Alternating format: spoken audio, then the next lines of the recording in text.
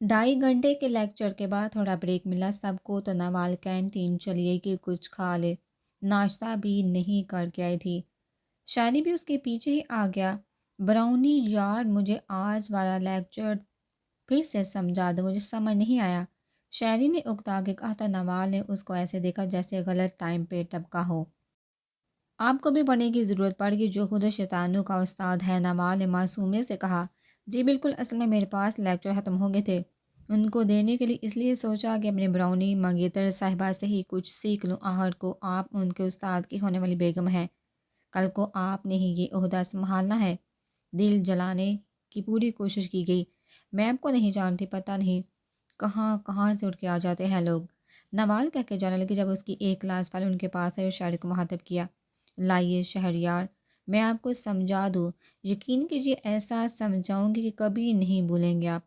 Okay no problem, شاعری نے لاپرواہی سے کہا اور نائلہ نامی لڑکی کو بیٹھنے کا اشارہ کیا، تو وہ اپنے گولڈن ڈائی بال ایک ادا سے پیچھے کرتے نزاکت سے بیٹھنے لگی۔ جب نوال اس کو دھکا دے کے پھر اپنی جگہ پر بیٹھ گئی، اس کو شاعری کے اس جواب کی امید نہیں تھی، اس لیے شاعری کی بات نے جلدی پر نمک چھڑکنے کا کام کیا۔ نوال کے ساتھ دھکے دینے پہ نائلہ تو گرتے گرتے بچی، یہ کیا بدتمیزی ہے، نظر نہیں آ رہا تھا کہ میں شہریار کو سمجھانے لگی تو تم، نائلہ غصے سے بولی۔ تو نوال نے آبرو اچکائے، ایکچولی انہوں نے مجھے کہا تھا سمجھانے کو، ایک گولڈن مینکی کو نہیں، ویسے بھی ان کو حلائی محلو کی باتیں ذرا کم ہی سمجھ میں آتی ہیں، نوال نے طنزیہ مسکرا کر کہا۔ وہ اپنی بکس کھولی، اب آپ کو الگ سے انویٹیشن دوں میں اپنی بکس کھولنے کا، نوال نے شاعری کو گڑ کی سنجیدگی سے کہا تو وہ اس کے شہر سے باہر نکلا۔ شاعری تو خوشی سے نہال ہو گیا تھا یہ دیکھے کہ براؤنی نائلہ سے جالس ہو کے رک گئی تھی، زیادہ خوشی کے جھٹکے تب لگے جب نوال نے آپ کہہ کے پکارا، اور اب وہ واقعی اس کو سمجھا رہی تھی، تو میں دیکھ لوں گی، اچھے سے شہریار، میں آپ کو پھر کبھی سمجھا دوں گی، نوال کو نفرت سے دیکھ کے کہتی، آہر پہ اپنا لہجہ میٹھا رکھ کے شاعری سے بولے تو اس نے بس مسکرانے پہ ہی اکتفا کیا، لیکن دل میں سوچا اللہ معافی، میں کبھی نہ پڑھوں تم سے، تو نائلہ نزاکت سے ہیل کی ٹک ٹک سے چلتی وہاں سے دفع ہوگی، تمہیں بہت شوق چڑھا ہے اس سے سیکھنے کا، ہاں ٹھڑکی بوڑھے۔ نائلہ کے جانے کے بعد نوال اپنی ٹون میں واپس آ کے شاعری پہ کرے تو اس نے اپنی مسکراہٹ روکی، جب تم نہیں سمجھاؤ گے تو دوسروں سے ہی مدد لوں گا نا، اور بوڑھا کس کو بول رہی، شاعری نے حیرت سے پوچھا۔ ظاہر سی بات ہے میرے سامنے جو بیٹھا ہے اس کو اس کی بات ہے، شاعری نے اپنے پیچھے دیکھا جہاں کوئی نہیں تھا، مطلب وہ اسی کو ہی کہہ رہی تھی، تو شاعری تب گیا، تم میں بوڑھا دکھتا ہوں، گور کے پوچھا گیا، جی بالکل، کیا نہیں ہو، معصومیت سے جواب ملا، کہاں سے لگتا ہوں میں بوڑھا، شاعری نے صدمے سے پوچھا۔ کیا مطلب کہاں سے لگتا ہوں، سارے کے سارے ہی بوڑھے ہو، اپنی عمر دیکھیے، امی نے بھی نہ سوچ کے رشتہ نہیں کیا، مجھے اتنے بڑے بوڑھے سے باندھے، نوال نے افسوس سے کہا۔ وہ میڈم براؤنی، میڈم براؤنی اتنا بھی بڑا نہیں ہوں، میں 27 سال کا ہوں، تمہارا جو آئیڈیل ہے نا اسی سے 4 سال چھوٹا، آئی بڑی مجھے کہنے والی بوڑھا، خود کیا وہ دودھ پیتی بچی، شاعری نے بھی اسی انداز میں اب اس کی عمر کو نشانہ بنایا جو 20 سال کی تھی، اس کے دودھ پیتی بچی کہنے پہ آگ بگولا ہی ہو گئی، تم یوگینڈا کے بکرے بوڑھے کہیں، کہاں سے بچی لگتی ہوں میں، نوال غصے سے بھڑکی، وہ پہاڑی بکری آرام سے بات کرو ورنہ لوگ کیا کہیں گے، یہ ساری ہم پیار کی باتیں کریں ہم، شاعری نے سمجھانا چاہا جو الٹا اثر کر گیا، تمہاری ہمت کیسے مجھے پہاڑی بکری کہنے کی، نوال اب کھڑی ہو چکی تھی، پہاڑی بکری، ایسے سکون سے جواب ملا، تمہیں تو میں نہیں چھوڑوں گی، اب دیکھو ذرا بھائی یہ دیکھیے سر مجھے کب سے تنگ کیے جا رہا ہے، نوال نے ہانک لگائی، دور ایک ٹیبل پہ بیٹھے لڑکوں کو دیکھے جو سینئر سے اس کی بات پہ متوجہ ہوئے اور ان کی طرف آگے، کیا مسئلہ ہے تمہارے ساتھ، کیوں تنگ کر رہی ہو اس کو، ایک لڑکا شاعری کے مقابل آگے کھڑا ہو گیا، تم سے مطلب منگیتر ہے میری، شاعری نے آرام سے کہا، یہ جھوٹ بول رہا ہے، میں کوئی اس کی منگیتر نہیں، بکواس کر رہا ہے یہ، نوال گھبرا گئی، اچھا تو چل ہمارے ساتھ، تجھے ہم بتاتے ہیں کہ منگیتر کیا ہوتی ہے، ان میں سے ایک لڑکے نے کہا، تو شاعری آرام سے اٹھ گیا اور کہا، چلو اچھے سے سمجھانا، نوال پیچھے سے چیخ، جو حکم براؤنی جواب شاعری کی طرف سے آیا، بدتمیز، اب پتہ چلے گا اس کو کہ کسی سے پنگا لیا ہے، نمال چلاکی سے مسکرائی اور کلاس کی جانب واپس کی۔ تھوڑی دیر بعد کلاس شروع ہونے والی تھی جب شاعری کلاس میں انٹر ہوا اور نمال کے برابر والی سیٹ پہ بیٹھ گیا۔ سمجھ آئے، نمال نے حیرت سے شاعری کو دیکھا جس پہ کوئی اثرات نظر نہیں تھے آ رہے۔ مار کٹائی کے بالکل مجھ سے سمجھا، بالکل اچھے سے سمجھا کہ آئی ہوں، شاعری نے آنکھ دبا کے کہا، مطلب تھا اچھے سے ٹھکائی کر کے آئی ہوں کہ اس سے ثبوت مانگے گے اپنی برونی کا منگیتر ہونے پہ، یعنی حادی ہوگی۔ شہریار آپ نئے آئے ہیں نا، تو آپ کو کسی چیز کی ضرورت ہوگی تو آپ بلا جھجک مجھ سے کہہ سکتے ہیں۔ ایک اور لڑکی فلیٹ ہوتی شاعری کے پاس سے، جی جی آپ کے پاس ہی آئیں گے آخر کو، چھوٹی بہن جو ہی آپ ان کی۔ نمال سرد لہجے میں طنز مارا، میں کیوں ان کی بہن ہونے لگی؟ لگ تو تم رہی ہو جو تم ان کے ساتھ بیٹھے ہو جیسے یہ گم ہو جائیں گے۔ اس نے بھی جوابی کارروائی کی۔ بہن کہنے پہ شاعری نے دل میں استغفار کیا لیکن منہ سے بولا کچھ نہیں۔ اس کے نام بولنے پر نمال نے ہونہار نظروں سے گھورا، کیا بکواس کرو کہ میں تمہاری براؤنی اور بیگم ہوں؟ لیکن شاعری نے معصومیت سے لڑکی کو دیکھا جیسے وہ سب ٹھیک کہہ رہی ہے۔ تمہاری تو فیانسی ہے، میرا شادی ہونے والی ہے ہماری، بہت جلدی اپنے لیے نہ کوئی اپنے جیسا ڈھونڈو، دوسروں کے شوہروں پہ نظریں نہ رکھا کرو، تم جیسی لڑکیاں ہی ہوتی ہیں جو مکھیاں بن کے پھرتی رہتی ہیں۔ نوال نے غصے سے سرد لہجے میں کہا اور شاعری کا منہ اپنے ہاتھ سے پکڑ کے ادھر کیا کہ ادھر دیکھو۔ ادھر نہیں، شاعری نے مشکل سے کہہ کر رکا کہ اس کی برونی آج سب سے جل بھی رہی تھی اور خود بات بھی نہیں کر رہی تھی۔ پتہ نہیں کیا شوق چڑھا تھا دوبارہ پڑھنے کا، اب مجھے اس کا دھیان رکھنا پڑے گا۔ اوف خدایا کہاں پھنس گئی، نمال آہستہ آواز میں بڑبڑا رہی تھی جو شاعری آسانی سے سن سکتا تھا۔ اس کی بات پہ کہکا لگانے سے خود کو روک نہ پایا کہ وہ انسیکیور فیل کر رہی تھی۔ تو نہ دھیان رکھو کون کہہ رہا ہے؟ شاعری نے دل جلایا، ہاں، تاکہ مکھیوں کو موقع مل جائے تمہارے ارد گرد منڈلانے کا، اور تم تو ہو ہی صدا کے ٹھڑکی۔ نوال نے تب کہ کہا، میں نے کبھی کسی لڑکی کو اپنے پاس بلایا، میں تو جب سے آئی ہوں تمہارے ساتھ۔ اور شاعری نے برا منایا، ہاں جانتی ہوں اچھے سے۔ نوال طنزیہ گوئی ہوئی، آج ان کا آن لائن ٹیسٹ تھا جو سر نے کلاس میں ہی لیا تھا، رزلٹ بھی تھوڑی دیر بعد شو ہو جانے تھے۔ جب رزلٹ ملا تو شاعری کے فل مارکس تھے جبکہ نوال کے 5 کم۔ تمہارے کیسے فل ہیں جبکہ آتا تو تمہیں کچھ بھی نہیں؟ نوال نے مشکوک نظر سے پوچھا، لوگ کیوں نہیں آتا؟ آتا تھا تو اتنے نمبر لے لیے نا، شاعری نے نارملی کہا۔ اچھا بتاؤ اس کا آنسر۔ نوال نے ایک سوال لکھ کے شاعری کے سامنے رکھا اور جواب پوچھا۔ سوال اس نے اسی ٹیسٹ کا پوچھا تھا جو تھوڑی دیر پہلے ہوا تھا۔ مجھے کیا پتہ، اب ذرا تھوڑا پڑھا ہے۔ مجھے کیا پتہ اب سارا تھوڑی پڑھا ہے، میں نے جو آتا تھا خوش قسمتی سے وہی پیپر آ کے۔ شاعری نے لاپرواہی سے کہا، ساتھ ساتھ بتاؤ کہاں سے چیٹنگ کی ہے؟ نکمہ انسان، کیا مطلب تمہارا؟ ناسمجھی سے پوچھا گیا۔ یہی کہ سوال ٹیسٹ کا ہی تھا، لیکن اگر تم نے خود ہی کیا ہوتا تو تم بتاتے تھے، لیکن تم نے تو چیٹنگ کی ہے نا، اس لیے کیسے جواب دیتے؟ نوال نے گل کے کہا، وہ کیا ہے نا، میری برونی تمہارے ہونے والا سرتاج کچھ چیزوں کا ہنر رکھتا ہے جس کو وہ استعمال بھی کرنا جانتا ہے، اس لیے اپنے چھوٹے سے پہاڑی بکری والے دماغ پہ زور نہ لگاؤ۔ شاعری نے نوال کے قلب پہ ماتم کیا کہ یہ بھی نہ جان پائی کہ آن لائن پیپر پہ اپنا ہنر استعمال کر کے بغیر پیپر کیے فل مارکس لیا۔ لیکن یہ تو غلط بات ہے نا، میرا پیپر ٹھیک تھا لیکن پورے نمبر نہیں ہے، جبکہ تم نے یاد بھی نہیں کیا فل مارکس۔ نمال کا صدمہ کم ہونے کا نام ہی نہیں لے رہا تھا۔ اچھا، صدمے میں بعد میں چلی جانا، اور کھانا کھا کے آتے ہیں، قسم سے بھوک بہت لگی ہے۔ شاعری نے بے چارگی سے کہا، جاؤ اپنی کسی فین کو ساتھ لے جاؤ، میں نہیں آ رہی۔ نوال نے جل کے کہا، ایک تو نمبر کا اوپر سے جناب کو بھوک لگی ہے، اوکے جیسے تم کہو، میں تو ہوں ہی تمہارے حکم کا غلام۔ شاعری کہہ کے نائلہ کی طرف جانے لگا جب نوال نے پیچھے سے وہ روکا، ایک تو تم صدا کے ٹھڑکی، ابھی بات مکمل ہوئی نہیں کہ چال بڑے۔ نوال جل کے بولی اور اس کے پاس آئی، اب چلو بھی جانا نہیں یا بھوک مر گیا؟ نوال نے اکتا کے پوچھا، جی جی چلیے۔ عجیب لڑکی تھی، خود سیدھے منہ بات نہیں کرتی تھی لیکن اپنا حق ضرور جتاتی تھی۔ شاعری کو اس کو معصومیت میں پیار ہے کہ کوئی اور لڑکی نہ لے جائے اس کے شاعری کو، اس لیے خود ہی آگے، جبکہ ڈمپل اپنی بھرپور نمائش کر رہا تھا۔ پاس اسکول یونیفارم میں ملبوس معصوم سے گرے آنکھوں والی لڑکی اپنی سنہری بالوں کی پونی جلاتی ہوئی گیٹ سے باہر تاکہ اپنے بابا کو دیکھ سکے۔ آج اس کا کوئز تھا جس میں اس نے بہت اچھی کامیابی حاصل کی تھی۔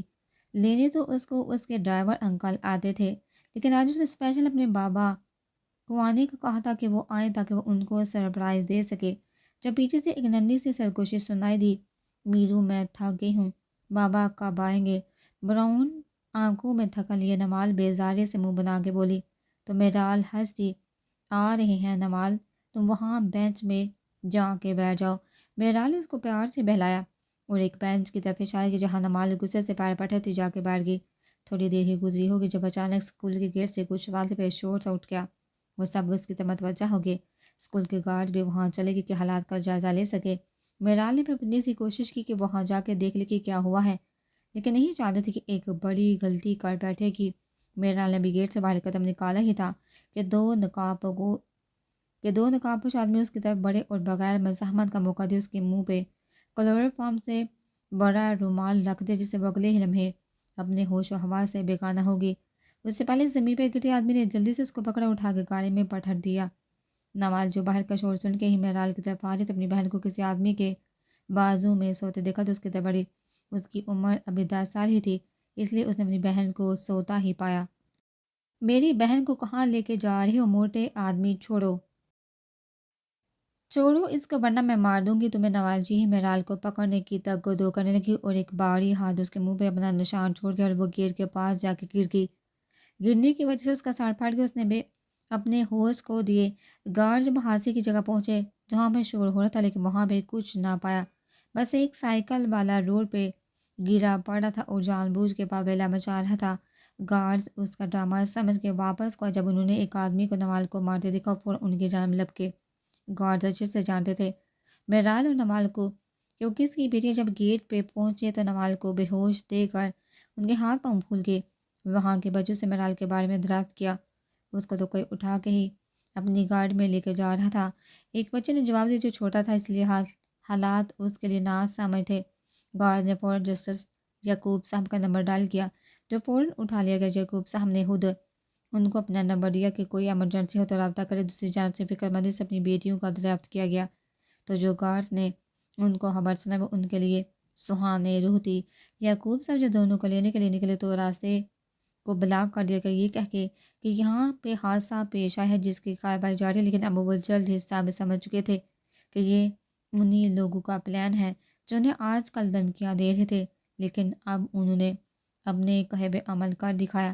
یعقوب صاحب کو لگا کہ وہ اپنا آپ اب سنبھال نہیں پائیں گے، اپنے آپ کو ٹوٹا ہوا محسوس کر، لیکن ان کو ابھی ہمت نہیں ہارنی تھی۔ ان کا نمال کا خیال ہے تو وہ اس کے لیے بھی پریشان ہو گئے۔ اپنے ایک جاننے والے کو جو بریگیڈیئر سے کال کی اور میرال کے بارے میں بتایا، رش جب کم ہو تو وہ اسکول کی جانب کی وہاں پہ نمال کی حالت دیکھے تو دل کرتا ہوا محسوس ہم۔ میرال بہت معصوم تھی، بہت جلدی ڈر جاتی تھی، اپنی بچی کے لحاظ سے زیادہ پریشان تھے کہ کہاں سے ڈھونڈے۔ گارڈ کی الگ سے پیشی ہوئی کہ وہ اتنے غافل کیسے ہو سکتے ہیں کہ اسکول کی بچی کو کوئی لے جائے اور وہ اس کا پیچھا بھی نہ کر سکے۔ یعقوب صاحب کو رہ کے اپنے آپ پہ غصہ آ رہا تھا کہ ان کی وجہ سے کیا ہو گیا۔ وہ اس کی ماں کو کیا جواب دیتے کہ ان کی وجہ سے بیٹی کو لے گئے لوگ۔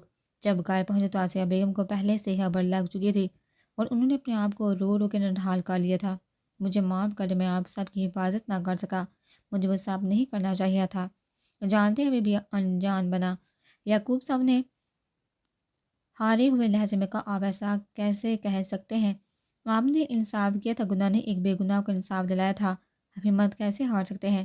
نہیں، بالکل بھی نہیں۔ آپ اٹھیے اور میری بچی کو ڈھونڈیے، وہ ہمت ہارنے سے نہیں ملنے والی، وہ تو سہم بھی بہت جلدی جاتی ہے اپنا، بہت جلدی جاتی ہے، پتہ نہیں کیا حال ہوگا میری بچی کا۔ آسیہ بیگم رو رو کے اپنے میرال کی حفاظت کی دعائیں مانگ رہی تھی، یعقوب صاحب سے زیادہ خود کو حوصلہ دے رہی تھی۔ نوال دب سے بہار میں تاپ رہی تھی، ایک ہنسی خوشی فیملی کو نہ جانے کس کی نظر لگ گئی تھی۔ حال رات کا جانے کون سا پہر تھا جب سینک کام سے واپس آ رہا تھا، اس کی گاڑی نے راستے میں جواب دے دیا۔ اب وہ پریشان سڑک پہ کھڑا تھا، موبائل بھی ڈر تھا کس کا گھر نزدیک پڑتا ہے یہاں سے۔ زین نے سوچا اور میرال کے گھر کی جانب بڑھ گیا۔ کیونکہ وہ ابھی قریب پڑ رہا تھا۔ 1 کلومیٹر کا فاصلہ طے کر کے زین نے گھر کے باہر کھڑے ہو کے بیل دی۔ ابھی تو تہجد کا وقت ہے تو آسیہ امی نماز ادا کرے، لیکن زین نے سوچا کہ شاید سب سو گئے تو دیوار پھلانگ کے اندر آئے اور اب داخلی دروازے پر کھڑا تھا کہ اب یہ کیسے کھلے۔ میرال کا کمرہ اوپر تھا اور وہاں چڑھنے میں بھی رسک تھا کیونکہ کوئی چیز نظر نہیں آتی جس سے وہ چڑھ جاتا۔ ابھی وہ کھڑکی توڑنے کا سوچ رہا تھا کہ سسرال ہے، خیر ہے، صبح بتا دوں گا۔ تبھی اچانک دروازہ کھلا اور زین گھبرا گیا۔ دیکھا تو آسیہ میں تھے۔ ارے زین بچے، آپ اس وقت حیدر صاحب ٹھیک ہے نا؟ انہوں نے اس کو اندر آنے کا اشارہ کیا اور ساتھ ہی پوچھنے لگی۔ وہ پریشان ہو گئے تھے کہ کہیں میرال کی کوئی بات نہ ہو جو زین اچانک رات کو آ گیا۔ ارے نہیں امی، وہ میری گاڑی خراب ہو گئی تھی تو گھر قریب ہی تھا اس لیے آ گیا، زین نے مسکرا کے کہا۔ لیکن اس کو اچھا بھی نہیں لگ رہا تھا اس طرح رات کو اچانک کسی کے گھر، لیکن اس خیال سے کہ سسرال ہے ریلیکس ہو کے بیٹھ گیا۔ امی تب تک اس کے لیے پانی کا گلاس لے کے آئی تھی۔ بھوک لگی ہے بیٹا؟ پیار سے اس کے وال سنوارتے ہوئے پوچھا۔ ان کو سب اپنے ہی بیٹے لگتے تھے، کسی میں کوئی فرق نہیں کرتی تھی۔ امل بھی کبھی کبھی ان کے پاس ہی سو جاتی کہ ماں کے آغوش میں سکون ملتا تھا۔ نہیں بھوک نہیں۔ اچھا او کمرہ دکھاؤ، آرام کر لو، ابھی سردی سے آئے ہو، ذرا اچھی سی نیند لو، کہہ کے اس کو نیچے والا گیسٹ روم دکھا اور آرام کرنے کا کہہ کے اپنے روم میں چلی گئی۔ زین بھی آرام کے غرض سے شاور لے کے لیٹ گیا۔ میرا ابھی گہری نیند میں تھی جب موبائل رنگ ہوا۔ دل تو نہ کیا کہ اٹھائے، لیکن اگلے ہی ڈیٹ پن کو دیکھتے اٹھا لیا۔ پتہ نہیں چلتا اتنی صبح انسان سو رہا ہوتا ہے تو اس کو ڈسٹرب نہ کرے۔ تو اس کو ڈسٹرب نہ کرے۔ ماما نیند حرام کر دی میری، میرا نے اٹھاتے ہی غصہ اتارا۔ ایک تو رات کو ڈیوٹی کی وجہ سے لیٹ آئی تھی، اوپر سے نیند ابھی پوری بھی نہیں ہوئی تھی کہ فون نے ڈسٹرب کر دیا۔ میرا کو لگا کہ کوئی کولیگ کی ہوگی جو صبح صبح تانگ کرے، لیکن دوسری طرف سے آواز سن کے نہ صرف غصہ اترا بلکہ نیند بھی بگ سے اڑی اور احتراماً اٹھ کے بیٹھ کر دوپٹہ ڈھونڈنے لگی جو زمین پہ پڑا۔ سلامی دے رہا تھا، جلدی سے پکڑ کے اپنے اوپر لیا جیسے وہ سامنے ہو۔ السلام علیکم، باری بجر گمبھیر لہجہ وقاص نے صبح کا سلام پیش کیا۔ جی وعلیکم السلام، آپ اتنی صبح؟ خیریت؟ اب لہجہ لڑکھڑانے کے ساتھ آہستہ بھی ہوگا کہ وقاص نے ایک بار موبائل کو کان سے الگ کر کے دیکھا کہ یہ وہی تھی نا جو بھی غصہ نکال رہی تھی۔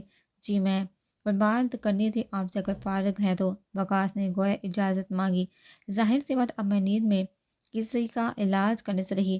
مرحا کی زبان سے پھسلا، پھر جلدی ہی احساس ہوا کہ غلط بندے کے سامنے بول گئی۔ ادھر وقاص کھل کے مسکرائے اس کی بات پہ۔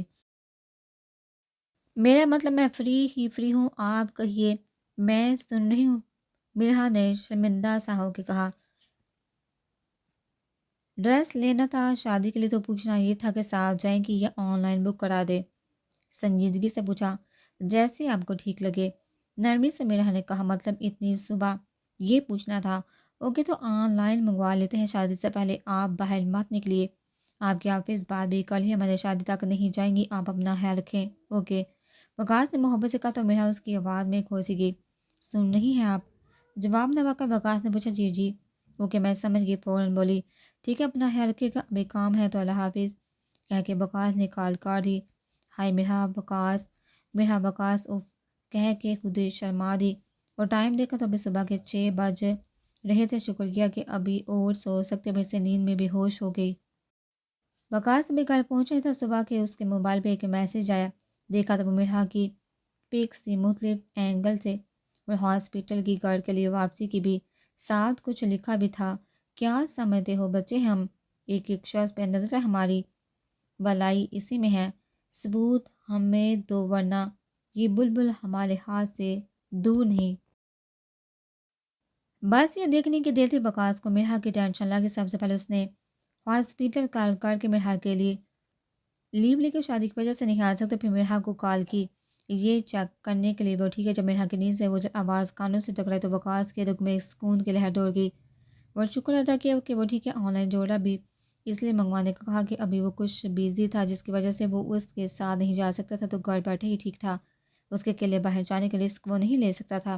زین کی زبان کھلی، کھڑکی میں کھڑے ہو کے دیکھا تو میرا ٹریک سوٹ میں لان میں ہی واک کر رہی تھی، بالوں کا جوڑا بنایا ہے اور شوز پہنے۔ زین نے اس کو یونیفارم کے بعد آج پہلی بار ایسی ڈریسنگ میں دیکھا تھا۔ حیدر کی بات یہ لگی کہ ٹریک سوٹ کے علاوہ اوپر صرف ایک سویٹر پہنا تھا اور کچھ نہیں، اور دھندلاتی سردی میں لان میں چکر کاٹ رہی تھی۔ فریش ہو کے زین کمرے سے باہر نکلا تو اس کا نمال نظر آئی، جو شاید نماز پڑھ کے ابھی شاید کمرے میں دوبارہ جا رہی تھی۔ ارے بھائی آپ یہاں کیسے ہیں؟ نوال نے خوش ہو کے پوچھا۔ میں ٹھیک ہوں نوال، وہ میں نے پوچھنا تھا کہ پاس کوئی تھوڑے سے پاس پہ جم وغیرہ ہے کیا؟ ارے آس پاس کیوں، آپ کی سوچا محترمہ کا ہے نا، ان کے کمرے کے ساتھ ہی وہاں جائیے۔ نوال نے اوپر میرال کے کمرے کے ساتھ والے کمرے کی جانب اشارہ کیا۔ زین کو پھر حیرت ہوئی کہ کیا یہ جمننگ بھی کرتی ہیں، وہ بھی گھر پہ جم بنایا ہوا۔ حیرت میں ڈوبی آواز ابری، حالانکہ جم اس کا اپنا بھی تھا گھر پہ، لیکن میرال سے یہ امید نہ تھی کہ وہ بھی گھر پہ جم بنا کے رکھے گی۔ لو پچھلے گھر میں اس سے بڑا تھا، یہ تو پھر چھوٹا سا ہے۔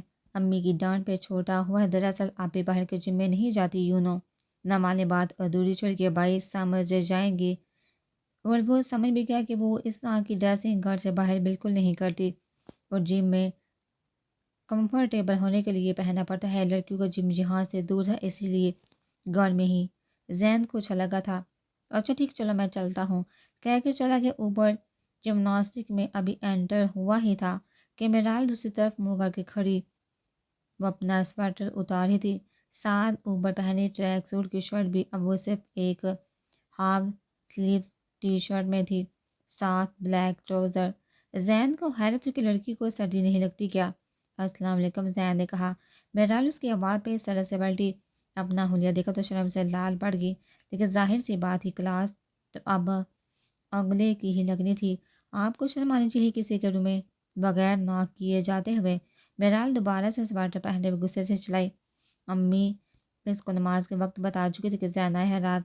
وہ کام ڈاؤن یار، کسی کا کمرہ تھوڑی تھا، جم ہے یہ، ویسے بھی وائف ہو میری، لاپرواہی سے کہتا اب ٹریڈ مل چلا رہا تھا، اشارہ صاف تھا کہ گھبراؤ نہیں، بعد میں آنا آپ، ابھی میں ادھر ہوں۔ میرال نے اٹا لہجے میں کہا، کیوں بعد میں آؤں؟ یار میں تھوڑی دیکھ رہا ہوں تمہیں، تم آرام سے اپنا کام کرو۔ میں اپنا زین نے شرارت سے میرال کو دیکھتے ہوئے کہا، جو اس کو کڑے تیوروں سے دیکھ رہی تھی۔ اس کی بات میں گڑبڑا گئی۔ میں نے بھی رن کرنا تھا اس لیے کہہ رہی ہوں۔ اب ذرا لہجہ نرم تھا کہ کہیں پٹی سے نہ اتر جائے پھر۔ آج جو زین کہہ کے نیچے اترا تو میرال اوپر چڑھے مشین آن کی۔ اب اسپیڈ آہستہ ہی تھی کہ زین بھی پیچھے کھڑا ہو گیا۔ میرال سرد سی آ بڑھی۔ اب زین نے میرال کے دونوں ہاتھوں پہ اپنے ہاتھ رکھے۔ جب تم مجھ سے گھبراتی شرماتی ہو نا، تو لگتا نہیں کہ تم وہی میری شیرنی ہو۔ زین نے ساتھ چلتے ہوئے اس کے کان میں سرگوشی کی۔ اس کی بات پہ میرال مسکراتی، میں تب بھی وہی ہوتی ہوں۔ گردن اگڑا کے کہا تو زین گہرا مسکرائے، ہاتھ بڑھا کے اس کے وال کھول دی، مطلب تم منع نہیں کر رہی کہ تم مجھ سے شرماتی ہو؟ زین نے شرارت سے کہا، میں بالکل بھی نہیں شرماتی، آپ سے تو بالکل بھی نہیں۔ میرال نے اعتماد سے کہا، سپیڈ ابھی بھی سلو ہی تھی کہ آہستہ آہستہ قدم چل رہے تھے ریلی۔ زین نے کہا کہ اس کے بال آگے کیے اور تھوڑا اور قریب ہو گیا۔ میرال جو پہلے آہستہ چل رہی تھی اب تو جیسے رک کے زین اس کی حالت سے لطف اٹھا رہا تھا۔ آپ تھوڑا پیچھے ہو، میرال کا کہنا تھا کہ زین نے کہہ کر کہ اب تو میں شرما رہا ہوں نا۔ زین نے اس کو اپنے ساتھ لگاتے مشین کی سیفٹی کی کھینچی کہ مشین رک گئی تھا تب وہ پیچھے، لیکن نظریں اٹھائی نہیں جا رہی تھی۔ اس کے ساتھ ہو کے پتہ نہیں اعتماد کہاں اٹھ جاتا تھا۔ زین نے اس کا روح اپنی طرف کیا اور چہرہ تھوڑا اوپر، ایک بات بتاؤ؟ جی پوچھیے، گھبراہٹ پہ قابو پاتے کہا میرال کی پوچھتا مشین کے ہیڈ کے ساتھ لگی تھی اور زین بالکل قریب کھڑا تو اس رات یوں ڈری تھی۔ میرال اچھے سے سمجھ گئی تھی کہ کس رات کی بات کرا، لیکن انجان بنی میں نہیں ڈرتی تھی۔ آپ سب کو پتہ نہیں کیوں لگتا ہے ایسا، انفیکٹ میں ٹھیک تھی، آپ سب نے دیکھا بھی تھا۔ اشارہ مال روڈ پہ کی کہ شرارتوں کی طرف سے تھا، ساتھ ساتھ وہ زین کی ٹی شرٹ پہ انگلیاں پھیری تھی۔ میں بھی جانتا ہوں، تم بھی اچھے سے جانتی ہو کہ تم اپنا دھیان بٹانے کے لیے ایسی حرکتیں کر رہی تھی، ورنہ تم ایسا کبھی نہیں کرتی۔ زین کا کہنا تھا کہ میرال نے حیرت سے اسے دیکھا، مطلب کہ وہ جانتا تھا کہ وہ سب کچھ جان بوجھ کے کر رہی تھی۔ ایسا کچھ نہیں، میں بس مستی کر رہی تھی شاعری کے ساتھ مل کے۔ اس نے زین کو کال کرنا چاہا جو اچھے سے جانتی تھی مشکل ہے، تم میں پڑھنا میرے لیے مشکل نہیں ہے، اپنے آپ کو کبھی اکیلا نہیں سمجھنا، میں ہمیشہ ساتھ ہوں تمہارے۔ زین نے اس کے ماتھے پہ پیار کرتے ہوئے اپنے ساتھ لگانا چاہا کہ بھائی میرو بعد میں کرنا یہ سب ابھی اماں جان نے ناشتے پہ بلایا ہے۔ حادث صاحب کو کام کے لیے میں ہی نظر آتی ہوں اور ان کو یہاں رومانس سے فرصت نہیں۔ نوال ان کو کہہ کے غصے سے بڑبڑاتی وہاں سے نکلی۔ میرال نوال کو آواز پہ گھبرا کے زین سے پیچھے ہونے لگی، لیکن پیچھے جگہ کہاں تھی؟ تو زین کو اس سائڈ پہ کرنا چاہا جو وہ شریفوں کی طرح ہو گئے۔ اس کے ہٹتے ہی باہر کلب کی جب زین کی آواز اس کے کانوں سے ٹکرائی، حافظ ساتھ جائیں گے تیار ہے نا؟ تو میرال مسکرا کے وہاں سے نکلی۔ پیچھے زین سوچ میں پڑ گیا کہ میرال کا بہت اس پہ اپنا آپ واضح کرے گی۔ اچھے سے جان گیا تھا کہ میرال کے دل میں کوئی خوف ہے، اپنے احساسات چھپا رہی ہے، لیکن ایسا کیوں کر رہی؟ زین چاہتا تھا کہ اس پہ اعتماد کر کے سب شیئر کر دے، اپنا ڈر اپنا خوف، لیکن یہ مشکل ہی لگ رہا تھا۔ زین نے یہ بھی محسوس کیا تھا کہ وقاص کچھ نہ کچھ تو جانتا ہے اس کے بارے میں، کہ جب مریم میں میرال کی طبیعت ٹھیک نہیں تھی تب وہ کہہ کے گیا تھا لائٹ آن رکھے رات کو، مطلب کچھ تو تھا جو چھپا ہوا تھا، لیکن اب وہ وقاص کو آڑے ہاتھوں لینے کا ارادہ رکھتا تھا۔